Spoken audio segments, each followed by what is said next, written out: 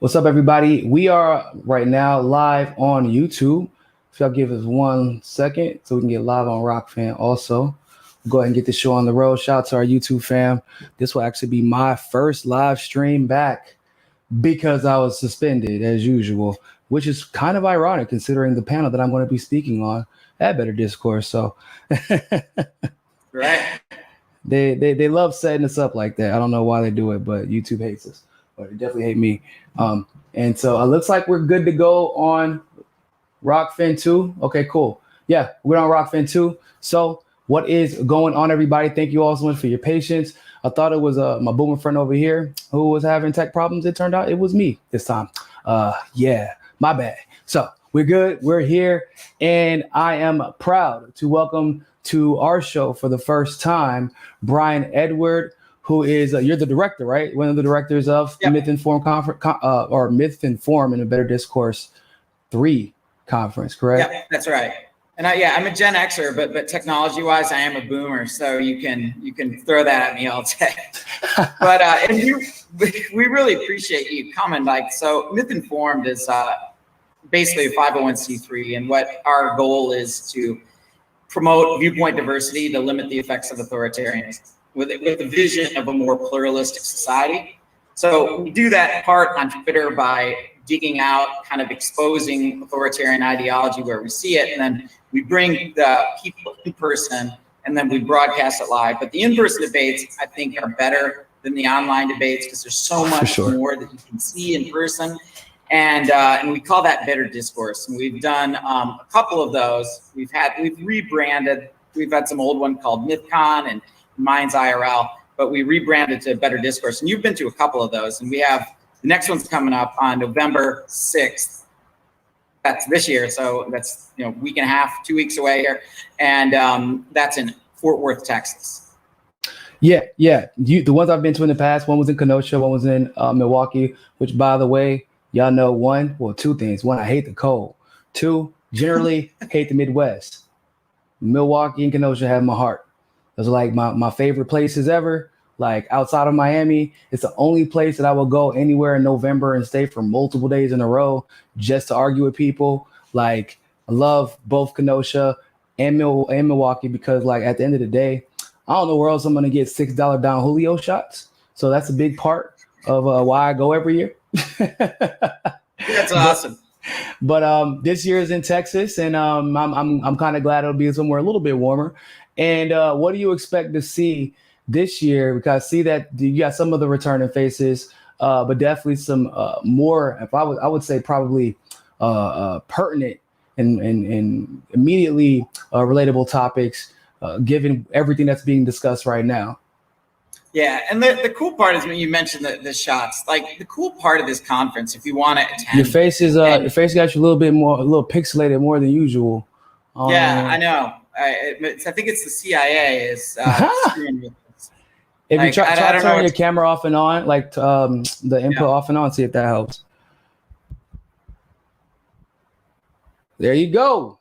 Okay. Boom. That did work.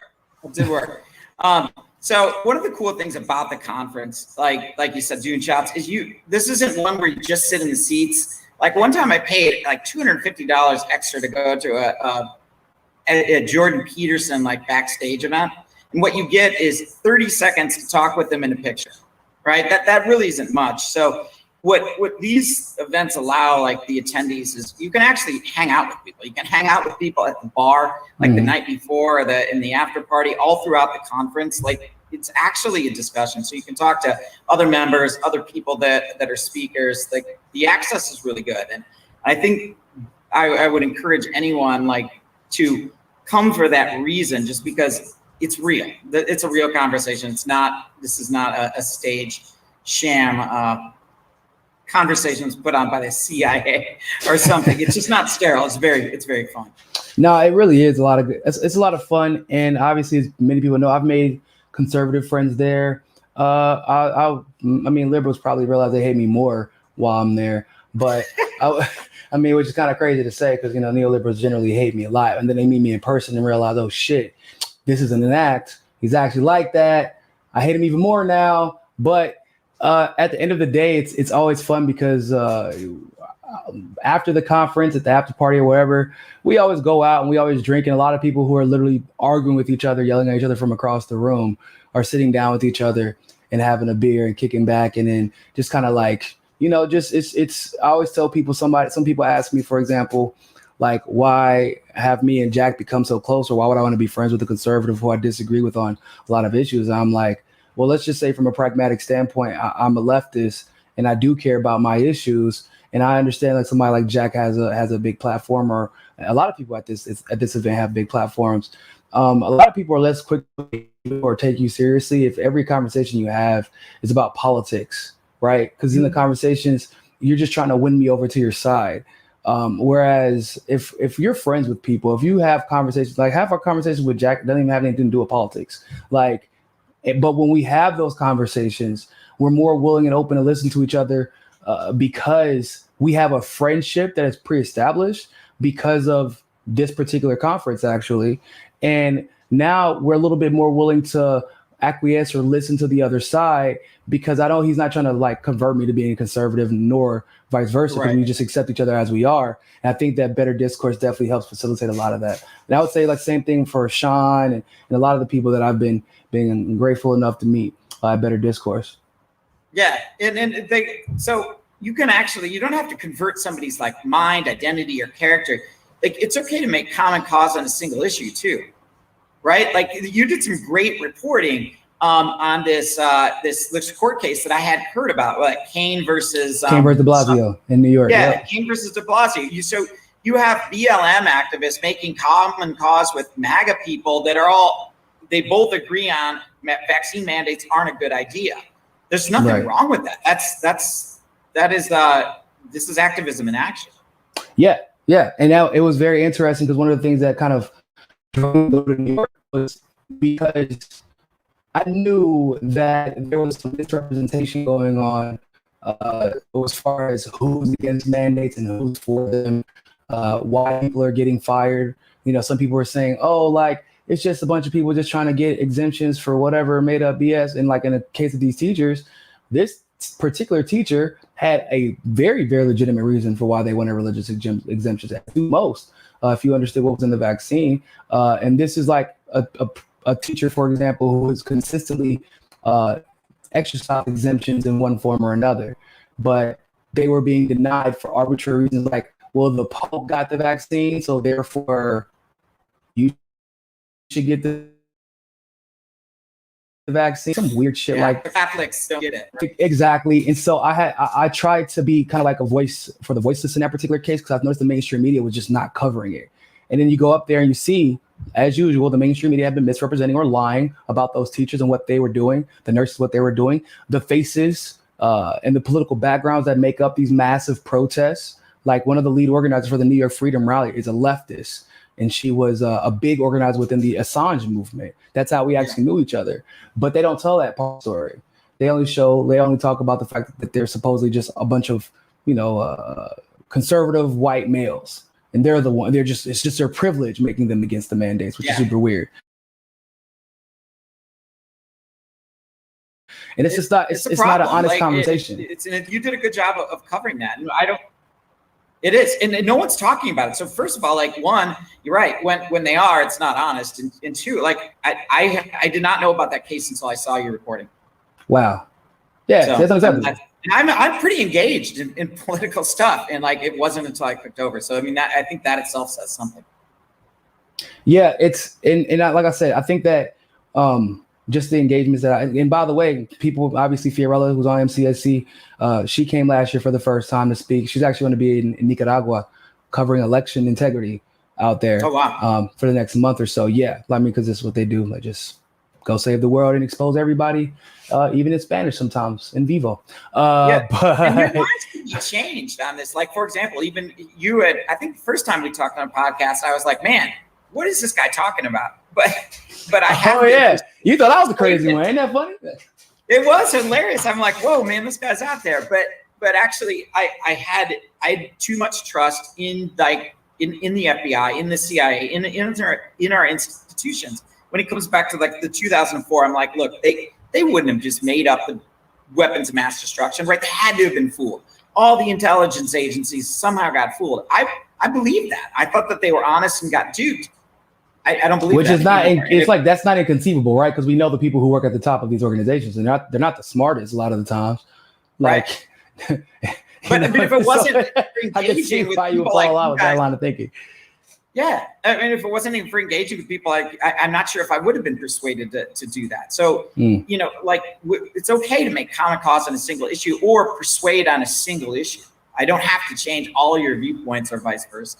Yeah, I would say one of the greatest issues that a lot of people have found common ground on, unfortunately, in one form or another, is the topic I'm going to be covering on the panel I'm going to be on, which is censorship, which I don't want to get too deep into because I don't want people to start getting the tea a little bit too early.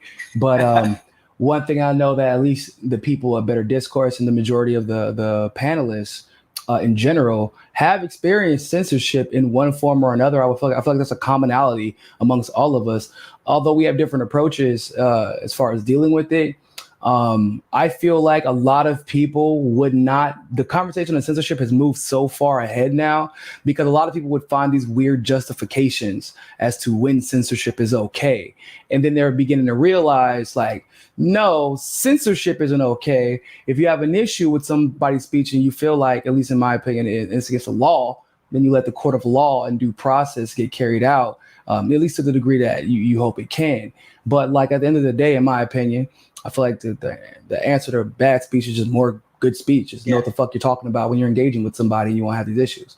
But don't shut them out. And I feel like that's a huge common ground that a lot of us had. And a lot of them were surprised. A lot of conservatives at the event were surprised that I felt so strongly about it.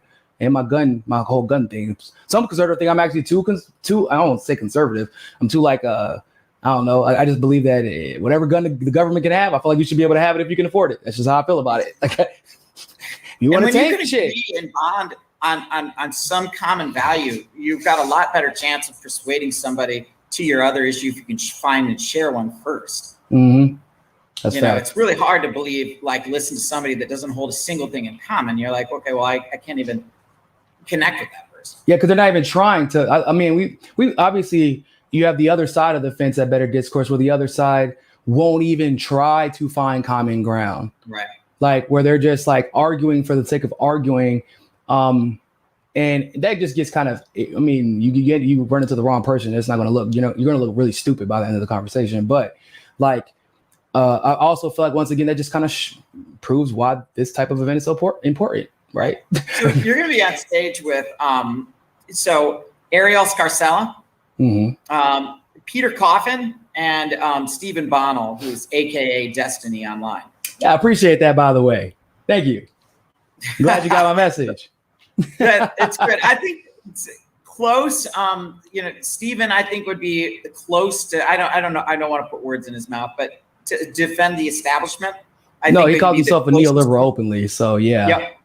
One there. And Ariel's been, certainly she's been censored. Peter identifies as a Marxist. So there's no way he's a Republican or a neoliberal. And obviously yourself. Yeah. So I think that'll be fun. I think it's going to be a good time. I don't know exactly where. I know Steve is going to stand. I don't think I've ever, maybe I've seen Ariel speak maybe once or twice, but I can't really think of, but she's a conservative though, right? Well, she's joined the walkaway movement. So it's LGBT. Populist. Kind of, so it's populist, kind of conservative. Okay, cool. So I kind of like Mike to a large degree. Yes. Yeah. I'd say that. Yeah. Mike Harlow would be a quick analogy. Yeah. Yeah. So this is going to be interesting. So I actually probably think that the Marxist is going to align more with Stephen than with me. Probably. I know. Right? We'll see. I don't know, but I hope it's, last time, I mean, it was a great time. I love Lisa and everybody. It was a great, and Sav, but we actually ended up agreeing on so much, which kind of goes to show you how, like, a lot of people listen for these buzzwords so they can put out this gotcha thing, right? It's always like, gotcha. See, you said those words. And I'm like, well, hold on, everybody. I think we actually agree here. And we actually begin to have a conversation about the nuts and bolts of whatever issue we're talking about. And I think that that was interesting because it was, you know, it was just fun because Lisa ended up, she's like, I'm trying to find something to disagree with you on here. Like we like, but that's like that's the beauty of an event like that, right? Yeah. You know, Will Chamberlain from Human Events is on there. Like, yeah, he's going to give you a job offer soon. That's what he sounded like, right? I know, didn't it? He's like, it was pretty funny.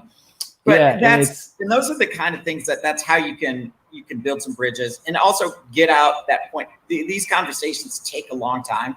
You know, people's opinions, I don't think change on a spot. Generally, that's going to take months or years. But I mean, that's what you're trying to do is persuade through like good argument.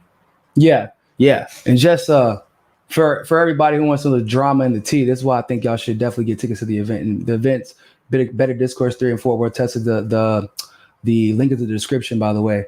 But the drama is that Steve Bono, aka Destiny, did not know that my team was listening to his stream while I was on a panel. And then he told me, or he was talking shit about me while I was on a panel, but he was live. So I think he didn't think anybody would catch it, but I caught it. Because everybody, you know, y'all love me and y'all be listening for stuff like that. And so I made a special request publicly for everybody to see for Steve to be on my panel. I actually wanted him last year, but but Fee got him. So it was okay. That's right. Yeah, because Fee handled her business as everybody expected her to. But so the gracious people at Mythinformed Milwaukee granted me my one wish this year. They granted me my birthday wish because, you know, my birthday's not to December, but that's okay. We can celebrate in November. So if you want to go, because I know a lot of y'all, because believe it or not, people have been actually asking me to debate Destiny for like 3 years now. And the circumstances would have been like on the computer in some weird little Twitch space. So it wouldn't have been as fun. And I like in-person debating even more. I like when people can't run away. Yeah, I like when people can't run away. We're having the national narrative panel, and Destiny is going to be on that as well with Jack Posobiec, Sean Fitzgerald, and Sarah Gonzalez. And like the point is, can we wanted an agreed upon national narrative? Is there something we can agree on? Yes or no? And somehow with Jack and Destiny on too. Talk about drama. Somehow I feel like Steve is going to find a disagreement even with everything we agree on. I don't know how I know this, but I feel like I'm just following the patterns. But that's what makes the conversation fun. If everybody agreed all the time, it wouldn't be as fun. But definitely, let's say y'all, especially if you've been wanting, I know we have like a lot of supporters. MCSC does in the Texas area, in Dallas and Austin, I think. And so if you're one of our supporters out there and you want to meet and greet and take down Julio shots with yours truly on me, make sure you head out to Better Discourse 3 in Fort Worth, Texas. That's going to be November the 6th, the day of the event, right? That's right. Yeah, November. The event, it starts at 10 o'clock, goes till 10 o'clock. So I think it maybe 9:30, but it starts mid-morning and it kind of goes all day, and it's a blast. It really is. It seems like an impossible event to go to, but it's a lot of fun. Yeah, no, I guess you would think that. I felt like, I know y'all had a Better Discourse event before I went to one. So you had the first one, but the second one, I felt like in the beginning it was kind of awkward. I don't know why. Maybe I was awkward. I don't know, but I felt like I was just chilling. But I felt like because people were trying to feel each other out. And you know what it was? I think there was a major shift politically for everybody, maybe in that room, because of the weird time it was. Because it was like right before the general election, and some people who might have been leftists before it kind of shifted maybe in some way. Some maybe former neocons became a little bit more populist. And so I think that everybody was trying to feel each other out. But like last time, which was what, March, April? Yeah, April. Yeah, we were just getting fucked up together actually the night before the event, and nobody really cared about anything. So it was a great time, guys. Like I was really good. I know we have that. There's an awesome picture in that very Wisconsin bar in Kenosha, and there was 40 of us. Yeah, blast. Yeah. Oh man. Yeah. That bar was amazing. Yeah. Like I said, $6 Don Julio's really, really. When I got my check, the one time that entire trip, I got my check because the people of Kenosha are so sweet. Like I was looking at my check, I'm like, yo, I think this is somebody else's because I know this is not mine. Not for all these. I was buying a lot of. I bought everybody Don Julio shots. The bartenders, some people sitting at the bar. I just wanted everybody. Cause I was so. Listen, y'all. Kenosha is such a. If I had to like pick a place in the Midwest where I could retire, like Kenosha or Milwaukee would be like up there. The people are just so freaking nice. I know people are nice here. That's the cool thing about the Midwest. People are nice, and like, yeah. And I don't think you must have given some of those to Elijah Schaefer because man, Definitely. I've never seen him fight his hammered. Him and Sav, because Sav supposedly doesn't drink that much, which could have fooled me. She was drinking her ass off. Her and Lisa. But it was a long event that day. We had, like I said, it was a lot of fun, and I'm really looking forward to going back there. I'm definitely looking forward to that censorship panel because I got a lot of stuff to say. Really quick, Brian, where can everybody find you at? And really quick, also let everybody know where they can go register for the event if they're listening. The link is also in the description below, but go ahead and let everybody know where we can find you. Yeah. So if you Google Better Discourse event, all one word, that takes you right to the page. So it's Better Discourse event, all one word.com, and you can buy tickets there. And then, yeah, again, Fort Worth, November 6th. Word. Appreciate it, guys. Make sure I go follow. The video if you want to see like a little bit of like what happened last time, like a little bit of what's going on, you can go at Mythinformed MKE on Twitter, and we've got like some little video snippets from last year on the pin tweet. Yeah, that'd be dope. Go check those out on Mythinformed on their Twitter account. Other than that, ladies and gentlemen, thank you for coming on and talking about the event, Brian. And everybody else, thank you all so much for tuning in to this live stream segment of Mika Says Casa. Make sure you like this video. Make sure you share this video. But always remember, more than anything else, find your balance. Peace.